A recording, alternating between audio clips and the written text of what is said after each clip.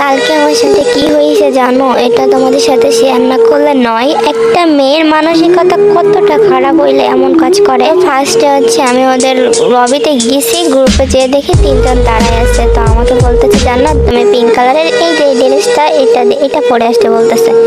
আমি বলতেছি দেখো আপা আমার কাছে তো এটা নাই।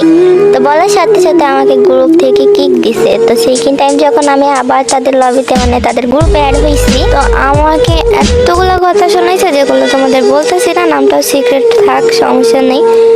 বাট একটা মানুষ কতটা নিচে নামলে একটা ড্রেসের জন্য আমাকে এতগুলো কথা শোনাই দিল। যে কোনো মূল্যে গাইছে এখন আমার এই জামাটা চাই। এমন না যে আমি কিনতে পারবো না, আমি কখনো গেমে টাকা ঢোকাই না। আমি চাইলে কিন্তু তাদের মুখের উপরে জবাব দিয়ে আসতে পারতাম, বাট আমি সেটা করিনি। কিন্তু খারাপ লাগার জন্য আমি আপুটাকে ফ্রেন্ড লিস্ট থেকে ডিলিট করে দিচ্ছি।